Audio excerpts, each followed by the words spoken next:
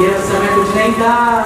कहा जाता है जब ठाकुर जी ने लीला विश्राम की तो श्री वज्रनाथ जी को राजा अंतिम राजा नियुक्त किया गया। तो वज्रनाथ जी ने कहा अरे मथुरा मंडल में उन्हें राजा सौंपा गया। उन्होंने कहा अरे जब प्रजा नहीं तो राजा कैसा? कहा जाता है बड़े ही सुंदर रूप में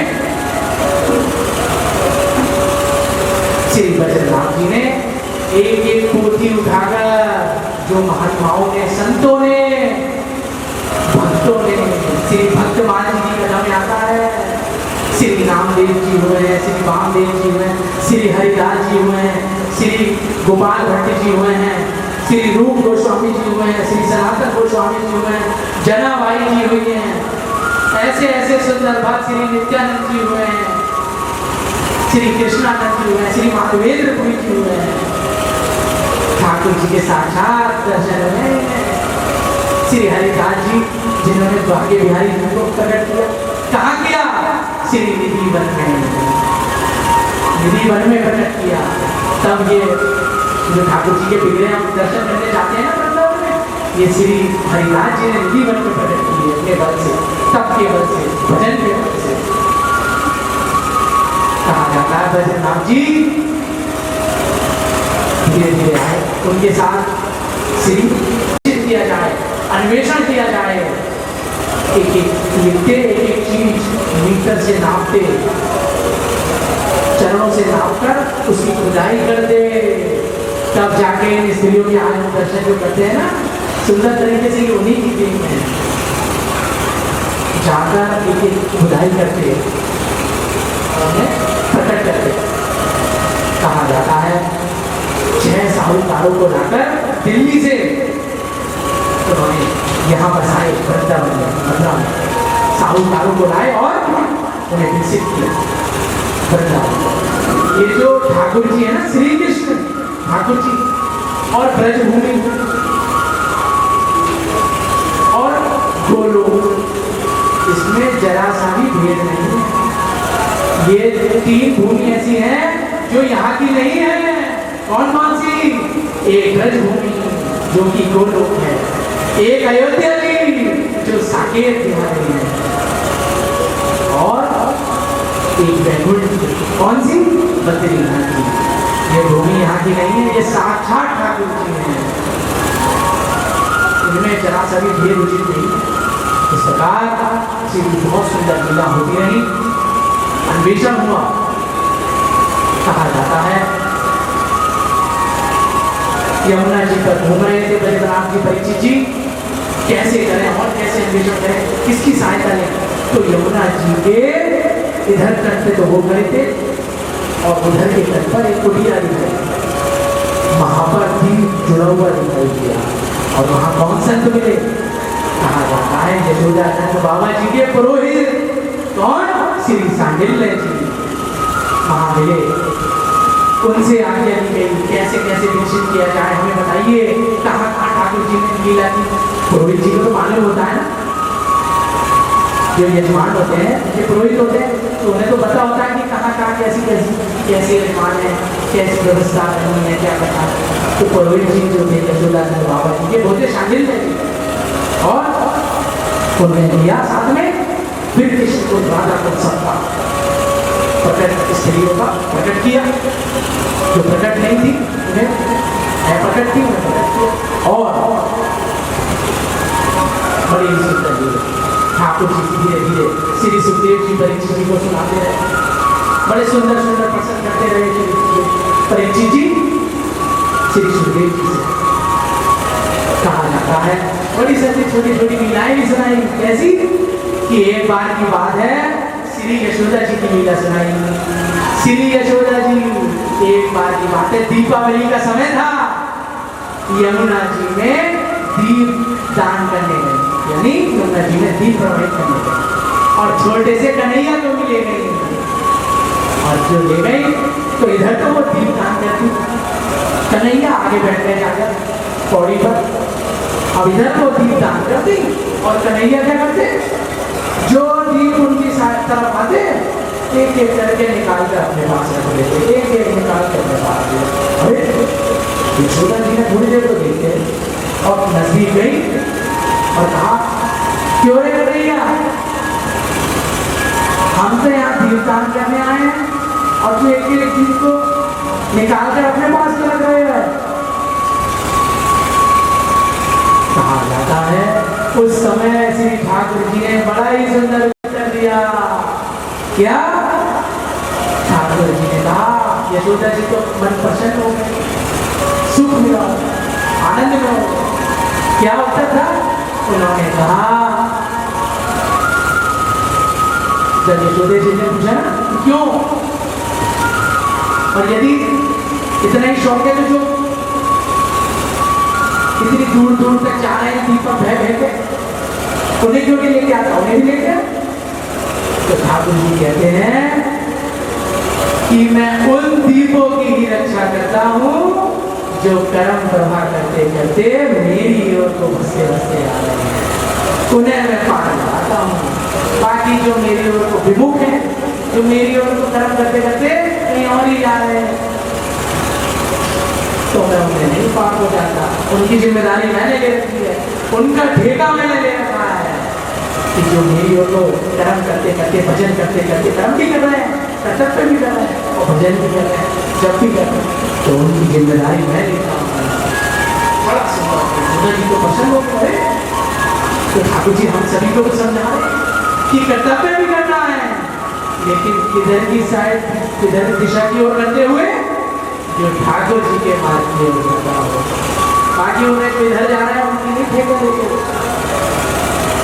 बड़ी सुंदर सुंदर ठाकुर जी ने कहा जाता है कि श्री सुखदेव जी जब परीक्षित जी को ये लीला सुना रहे थे तो बड़ा आनंद प्राप्त हुआ।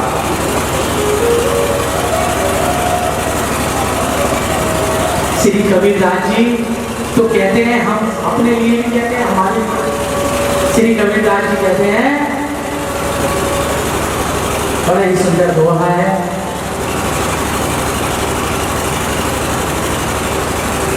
बड़ा ही आनंद है। ठाकुर जी की लीला इतनी सुंदर, उनके नाम में, रूप में, लीला में, धाम में, जब नाम में इतना सुख है तो उनके रूप में, लीला में, धाम में कितना सुख है, कितना सुख है।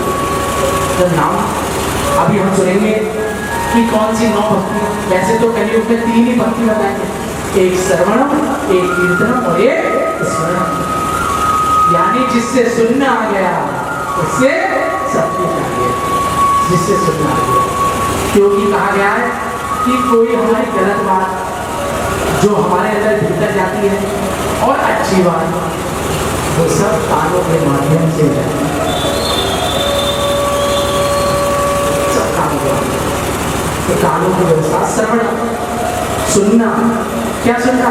ठाकुर जी की लीला, उनका गुणगान, और उसके बाद कीर्तन करना, उसके बाद स्मरण करना, और ये सब यही तो है। और यही उदाहरण यदि किसी को शीघ्र किसी को करना है, बड़ा ही सुंदर श्री ठाकुर जी की लीला। कहा जाता है कि श्री ठाकुर जी जो हम कहते हैं कि 2 रूपों में, साकार और निराकार। भागवत जी कहती हैं, भैया तुम साकार में पूछो या निराकार में पूछो, कोई दिक्कत नहीं, कैसे भी पूछो, लेकिन पूछो, है तो वही, सब वही है, साकार भी वही है, निराकार भी वही है। भाई दूध होता है, दूध से हम दही जमाते हैं, तो दूध तो साकार, दही निराकार।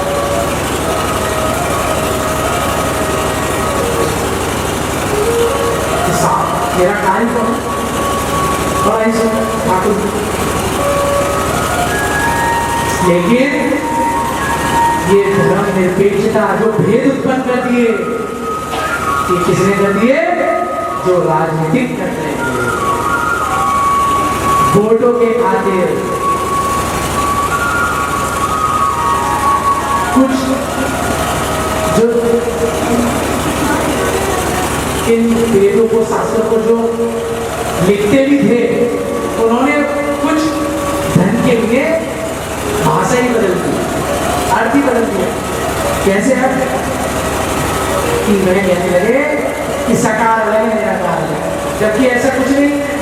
साकार निराकार वही है, किसी को किसमें भी नहीं। बड़ा ही सुंदर था ये जो इंडिया शब्द है ना, इंडिया, ये किसके दिया हुआ है? ये अंग्रेजों का दिया हुआ है इंडिया। इसकी फुल फॉर्म पता है? INDIA, independent declare, independent nation declare in August, independent nation declare in August, कि जिसे अगस्त के महीने में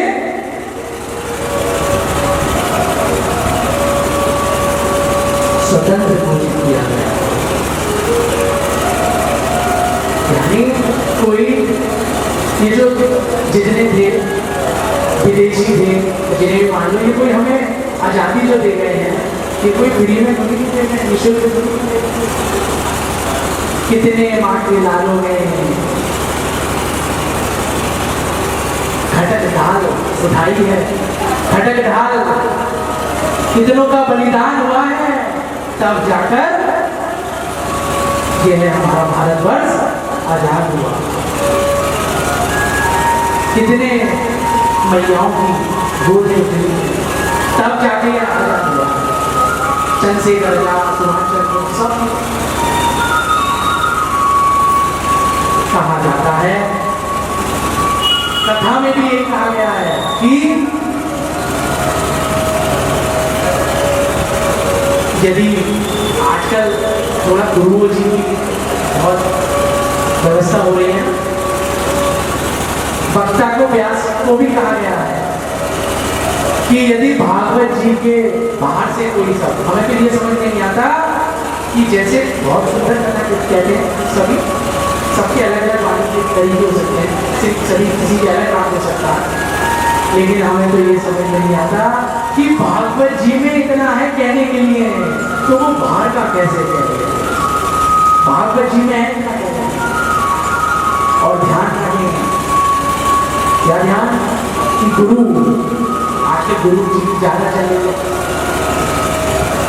यदि कोई गुरु या हम भी, यदि कोई भी जिसकी वाणी श्री वेद व्यास जी की वाणी से मेल नहीं खाती हो, उसको नहीं सुनना है। उन गुरुओं को जो आज हमें भगवान कहते हैं कि भाई जो भी है कोई नहीं है भगवान, जो भी भगवान है वो गुरु ही है, जो भी लाना है यहाँ लाके चढ़ा दो। ऐसों की बात हमें नहीं मानती है, लेकिन ऐसा भी क्यों हो रहा है आज के दौर में? आज के दौर में भाई हम सभी को कारण है, क्यों हमने भागवत जी नहीं पढ़ी थी, क्यों हमने रामचरितमानस जी नहीं पढ़ी थी, क्यों शिव पुराण नहीं पढ़ी थी, क्यों अन्य ग्रंथ नहीं पढ़े थे? यदि पढ़े होते तो हम उनकी बातों में आते ही नहीं, लेकिन हम इनसे विमुख रहे। अपनी संतानों को, सबको, छोटा सा उदाहरण ही है, ये घूम रहा है ये मैसेज, क्या मैसेज कहने का तो नहीं चाहिए, लेकिन अभी अभी का है तो कहना ही पड़ेगा, और ठाकुर जी से संबंधित रखता है कि केबीसी में, केबीसी कौन बनेगा करोड़पति में, जो हमारी एक्ट्रेस थी सोनाक्षी सिन्हा जी से एक सवाल पूछा गया था। क्या पूछा गया था? कि संजीवनी बूटी किसके लिए लाए थे? कितनी अजीब बात, पूरे परिवार के नाम तो रामायण करने गए, लेकिन उन्हें ये नहीं पता किसके लिए लाए थे। तो ऐसा ना हो कि हमारे बच्चे या हमारी संतानें इनसे दूर रहे। आज पता होता तो ऐसी गलती करती नहीं करता। श्री लक्ष्मण की ऐसी गलती हमें नहीं करनी है। हमें अपने चार छोटे संतान और बच्चे हैं, उन्हें भी धीरे धीरे मंदिर ले आना सिखाना है, सब कुछ करना है। क्योंकि कहा गया है पढ़ाई तो जरूरी है, लेकिन जिससे इधर की मुड़ना आ गया ना, उसके लिए कुछ भी मुश्किल नहीं है। जिससे इसकी ओर मुड़ना आ गया, क्या होगा? फिर वो सब कुछ जीत जाएगा, सब कुछ पा लेगा, कुछ उसके लिए असंभव नहीं रह जाएगा। इस प्रकार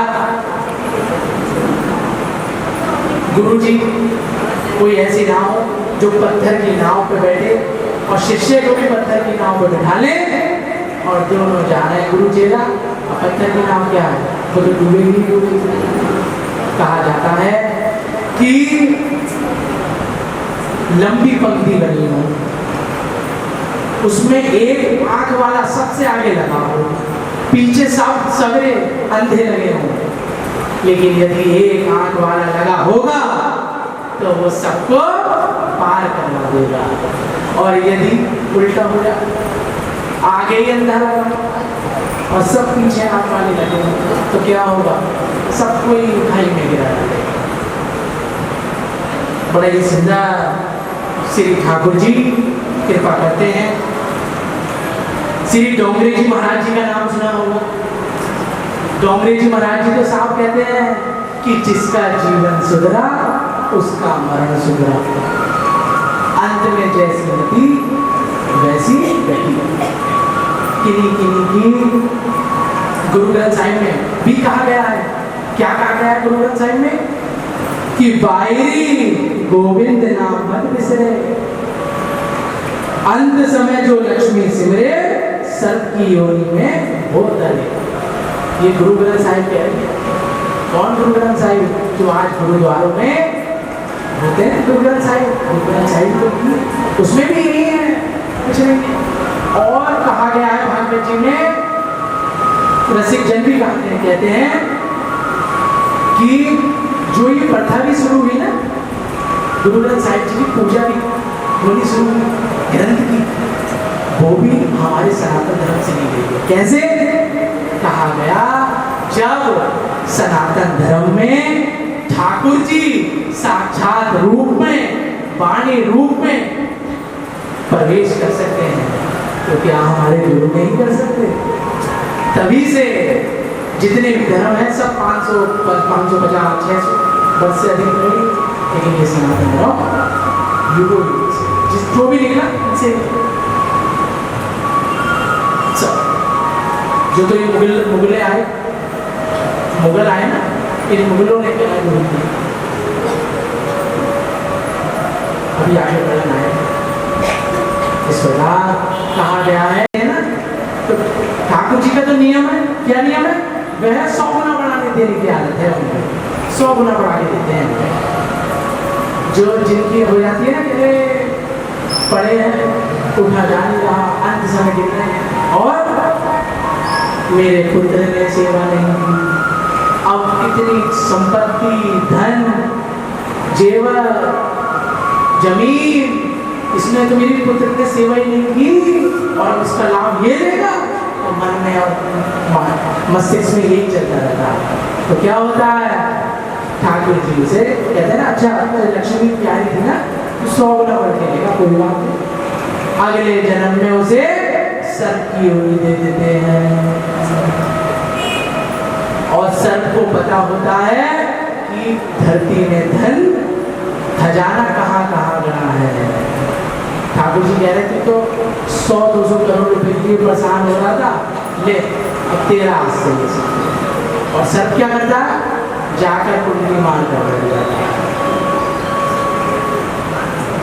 यो भोग नहीं कर पाता, कुंडली मार के बैठता, और जो भी उसके पास आता है सब ऐसे ही जिनकी मति अंत समय में घर में रह जाती है, अरे मेरा तो घर इतना सुंदर, क्या होगा, मैं तो जा रहा हूँ,